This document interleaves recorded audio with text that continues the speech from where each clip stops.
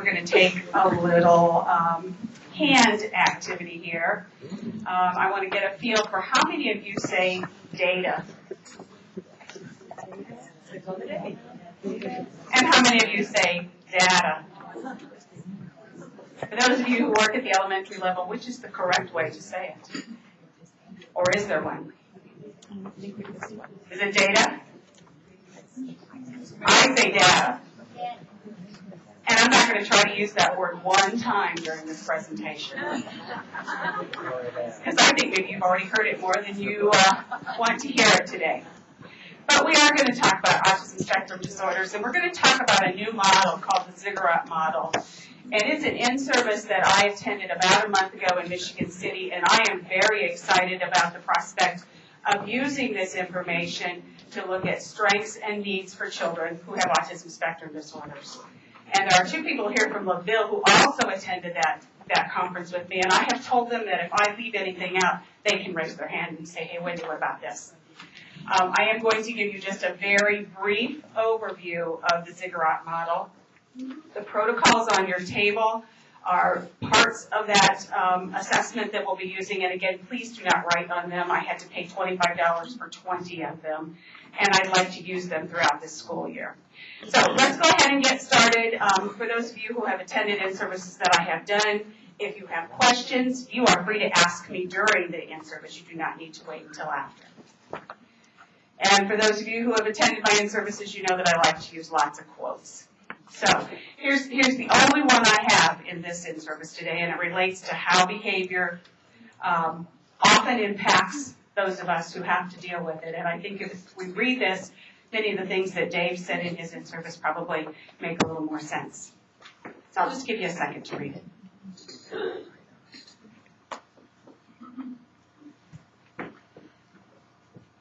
Anybody disagree with it? Okay. I'm going to give you some background information about the incidence of autism in our 10-school district cooperative.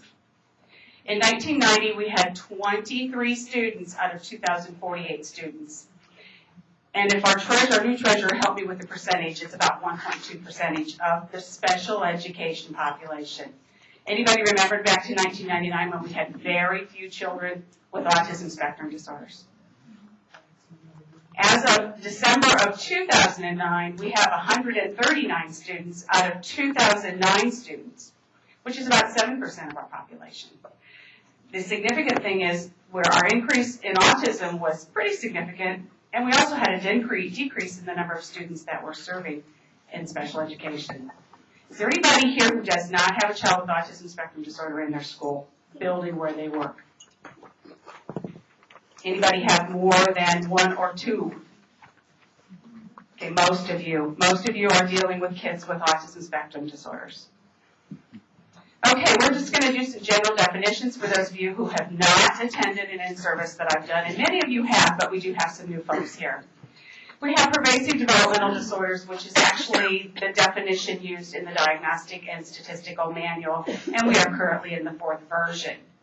Within that, we have autism, Asperger's syndrome, and these are the two that you probably have the most knowledge about. Is that correct? Okay. We have childhood disintegrative disorder, which is a disorder where we see kids lose skills after the age of 3.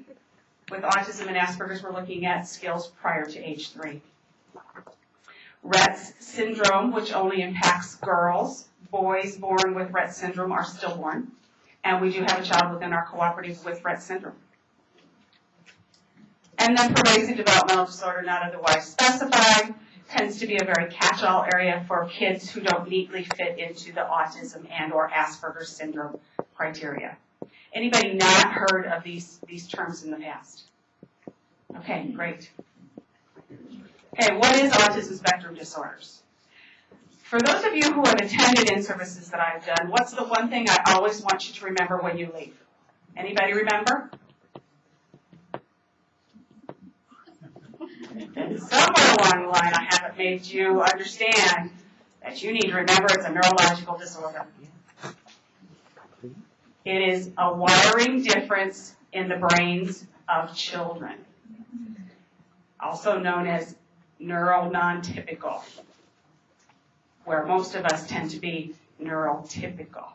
I just had a conversation with Mike McBride back there who talked about his child passing driver's ed after 3 times. My neurotypical son failed 3 times too. So it's a neurological disorder. It's a lifelong developmental disability. It does not go away. It may change how it looks, but it is something that will be with the individual with an autism spectrum disorder their entire life. It impairs social and language development. And these are the 2 of the 3 criteria that we look at when we look at eligibility. When we bring those DSM-4 charts out at case conferences, we're looking at social, language, and repetitive behaviors. These 3 are the primary diagnosing aspects of a person with autism spectrum disorders. Academics don't play a factor in that discussion. The incidence now, according to the Center for Disease Control, is 1 in 110 live births. A couple of years ago, it was 1 in 166. When I first started talking about autism, it was 1 in about 10,000. So the incidence is increasing. And in boys, it's about 1 in every 94 live births. Far more boys than girls with autism spectrum disorders. Do you all see that in your schools? I suspect that you all do. I suspect that you all do. And we now know that there's a significant genetic link. We're seeing families with more than 1 child with an autism spectrum disorder, and going back into generations and seeing family members that likely were part of an autism spectrum disorder but were simply not diagnosed. Okay, what is a ziggurat? Who knows what a ziggurat is? I can tell you, I didn't know when I went to the in-service. Anybody have an idea? And Dave Walker, you may not answer this question. A French cigarette. No, we can always count on you. Somebody over there was doing something that leads me to believe you know what it is. Isn't it like the Mayan pyramid that's got the zigzag? It's a temple having the form of a terraced pyramid of successively receding stories erected by the, however we say that, and the Babylonians. Assyrians and the Babylonians. So you're absolutely correct. We're going to talk about it being a framework for designing comprehensive interventions with individuals with autism spectrum disorders. Can you see how we might do that? Okay. Let's talk about what the Ziggurat model is. First of all, it is scientifically based on research. The research supports that it works. And we all know that what we are doing in schools now does need to be scientifically based, correct? It looks at both needs and strengths of students. And I think we always need to do that. When Allison talked about looking at specific learning disabilities, we looked at strengths and we looked at needs, because our strengths are what we're going to use to build on the needs. It helps us to see the autism. Sometimes it's difficult to get past the behavior and see what the autism is. It can and should decrease the behavior problems that we see with this population of students, which then increases instructional time, and we can write better IEPs, and it increases our compliance with law as it relates to behavior.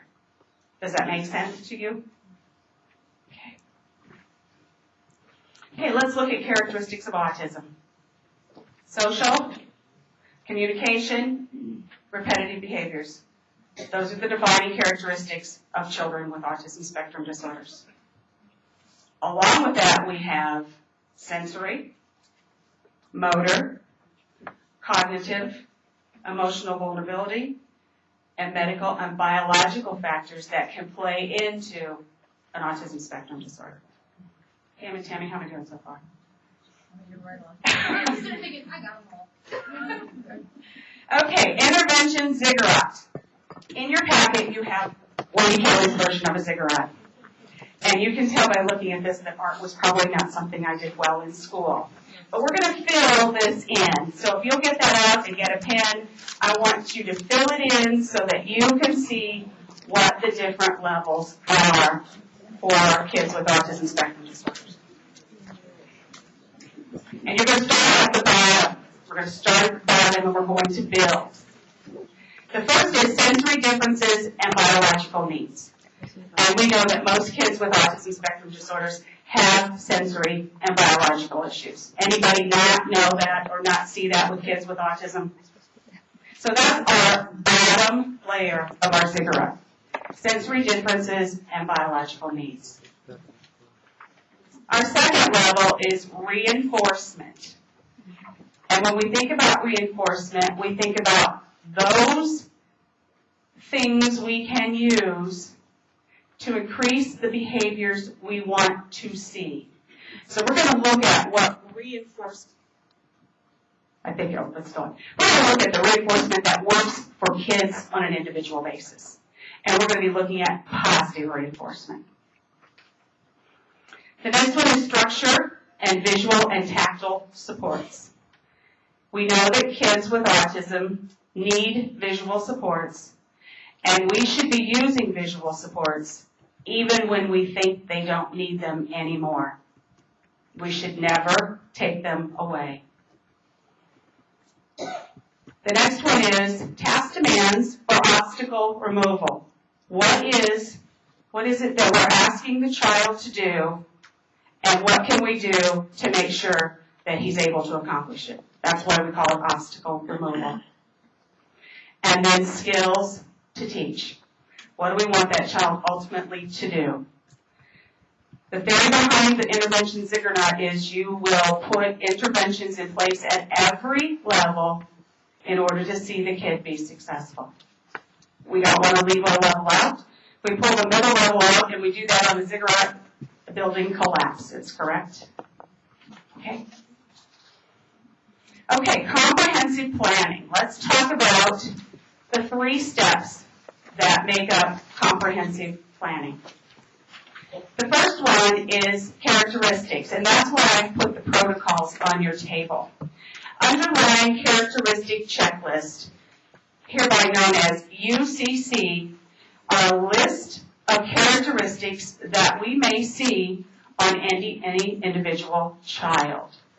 And there are 2 forms to that, and your table each has a copy of each form. One is for high-functioning kids that we probably would use for kids with high-functioning autism and or Asperger's syndrome. The other one is for kids who demonstrate classic signs of autism. And we as a group would go through and identify those characteristics that are need characteristics for kids with autism spectrum disorders. And then in your packet, and most of these forms can be downloaded with the exception of the protocols, which we did have to buy. And I will tell you that the first set of classic ones that I received came in the French language. So I didn't really think that you all would want to see that today. Yeah. The next one is an individual strengths and skill inventory. And this you can download from their website. And this is where we're going to look at the positive pieces for a child. So let's say we have a child who has difficulty answering questions at school.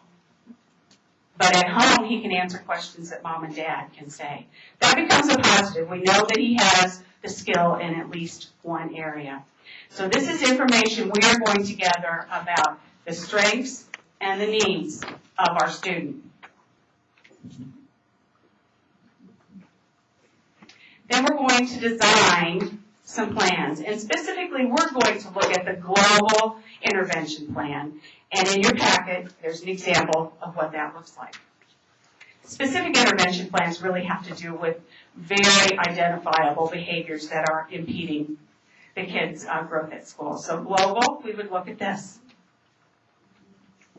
And then the implementation of this. The final part is called the Comprehensive Autism Planning System, also known as CAPS.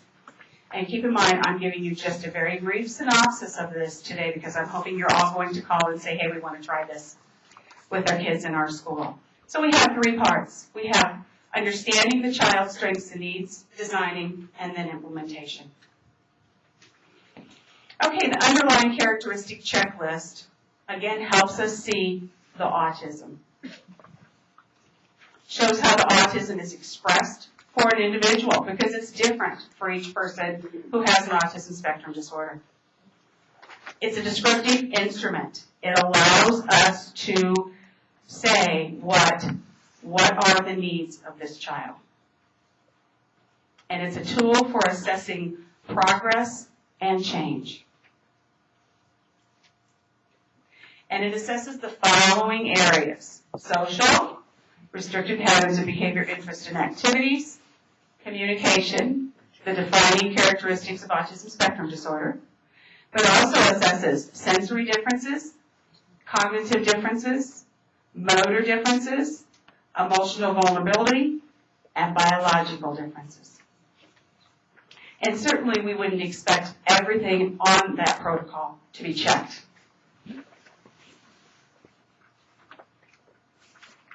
The individual strengths and skill inventory, also known hereafter as the ISI. See, Dave, they do acronyms just as well as you do, don't you think? Again, assesses social, behavioral interests and activities, communication, defining characteristics, sensory, cognitive, motor, emotional, and biological. So we should have strengths and needs for all kids. Now, Yes. Wendy, is this something that we would use before the kid's identified or during? I think it is Oh, possible to use it as part of an initial evaluation, yes. okay. And certainly after a kid is identified, we would want to take those characteristics and begin designing that global plan and do some implementation. I think it can give us a lot of really nice information about the characteristics of kids. Did you notice I didn't say that other word? I said information. Yeah. Maybe I should know this, but what do they mean by biological differences? It has to do with maybe meds. Kids who are on meds for different things. ADHD, we know that kids with autism spectrum disorders have a higher incidence of ADHD. Seizure disorders, we know that there's seizure disorder. Yep, and we have Tourette syndrome. We have those kinds of things that can be part of an autism spectrum disorder. I suspect that's what they're meaning. Could it also be if they had another handicap? It could. But if you're talking about a child with a true autism spectrum disorder, there are some other handicaps that you would not be considering, such as emotional disability, cognitive disabilities, those kinds of things. Right. That becomes something else I then. was thinking if they were also blind. Sure, Whatever. sure. Blind, hearing impaired, sure. Those things, yeah, yeah. Okay, Tammy, did you have a question? I think the biological aspect, kids with autism have compromised needs. Like if you're looking at the allergy aspects, your food allergies and gut issues that are often associated with that. So you have a lot of biological, medically fragile kids also. Right, and those are the things we need to know because biological differences can impact how kids are in school. Okay. Global intervention planning, and again, you have a copy of the sheet that we would use to do this. It looks at both short-term and long-term visions for our children. And I think it's important that we look at short-term and long-term. It looks at settings. In what settings does the individual participate? And at school, there's a lot of settings. There's classrooms. There's recess. There's lunch rooms. There's music rooms. For kids who are in high school, there might be community settings that they're involved in. So we really need to take a look at the setting and where does the child participate. The quality of life, what is important to the child. And then we're going to look at those UCC areas. I think there's 7 of them on this. And we're going to decide what are the primary areas that need to be addressed for that child.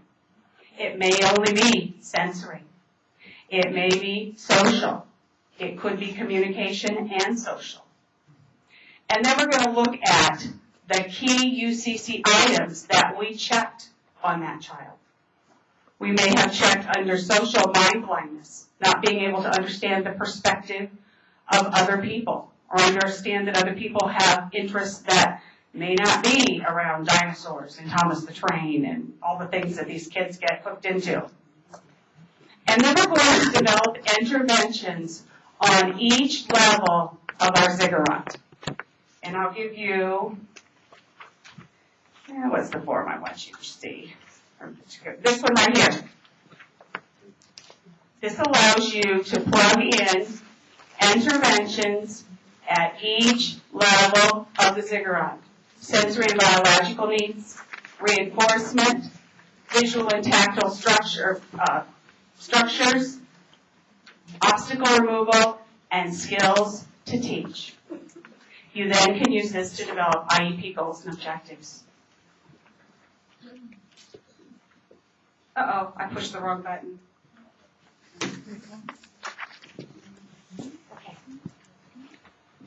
Okay, who participates in comprehensive planning? Certainly the parent ought to be a part of that team. Our student as appropriate, and I would think for students who are 11 years of age and up, who are actively participating in school, probably should be part of a comprehensive plan.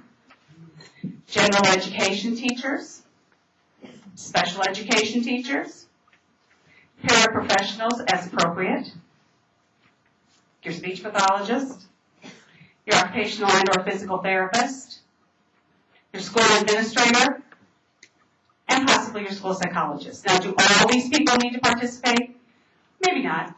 I think you as a school need to decide who has good, observable information about the child, who can come to a planning meeting and who can talk about strengths and needs. Because that's where we have to start, strengths and needs. The Comprehensive Autism Planning System, also known as CAPS, is a framework then for tying all this information into a daily schedule. We really are not going to spend a lot of time on that, but I did give you a copy of forms that you can use to do that daily time, where you put in your supports, you put in your strategies, you put in what it is you want the kid to do on a daily basis. Okay, why do we use the Ziggurat? It's scientifically based. It looks at both strengths and needs. It helps us to see the autism. We have fewer behavior problems, which leads to more instructional time. We have better IEPs, and it complies with law. And just to reinforce that strengths of Ziggurat and CAPS, it provides a framework for developing interventions that are appropriate for kids. It addresses underlying characteristics by utilizing strengths. And I think we can't emphasize that enough. We need to utilize the strengths of kids to work on needs. It uses evidence-based strategies. It's a comprehensive design. It's a use of proactive interdisciplinary interventions, and it's consistent with positive behavior interventions and supports. Again, it complies with the law. And that's all I have about the Ziggurat model. I'm very, very excited about being able to use it. I'm going to be starting at Oregon Davis here in the next couple of weeks. And I hope that you will call my office and ask more information about it. And if you have kids you would like to begin that process with, please feel free to do so. I can tell you that other people have been trained besides Tammy and Pam. Penny Hines, who is located here in Plymouth, who can come to any of the school districts. Lisa Rezak, who is an autism resource teacher at Riverside Intermediate and Jefferson Elementary. And then Rita Large, who is a speech pathologist here in Plymouth as well. Any one of the 6 of us will be more than happy to help you get organized. The protocols will be available in my office to use. I will get information to you about the website so that you can download. Everything else is free. Everything else is free except for the protocols. And we will have those. Kathy, do you have a question? Yeah, the websites, I mean, I see I want to say it's ASAP, but I don't know that for sure. I meant to write it down. I may run back to my office during lunch and I'll get it for you so that you can write it down. I downloaded everything within about 5 minutes on Monday. So it's there. It's good information. It helps us understand the individuality of kids with autism spectrum disorders. The key piece about the Ziggurat is you must have interventions at every level or it'll break. It'll break. And you won't get the outcome that you want to get for kids that you're serving. Again, the levels are, who can tell me the bottom level? What's the next level? Reinforcement that works for the kid. What's the next level? Don't take away those visual supports. Don't ever take them away. What's the next one? Removing the obstacles to learning the skill, and the last one is teaching the skill. It makes good sense to me. And I think it ties in very nicely to the things that you heard Dave talk about and the things that Allison has talked about. Strengths and needs. Strengths and needs. Questions? You're a quiet group today. Okay, well then I'm all done. And you know who's coming up next, don't you?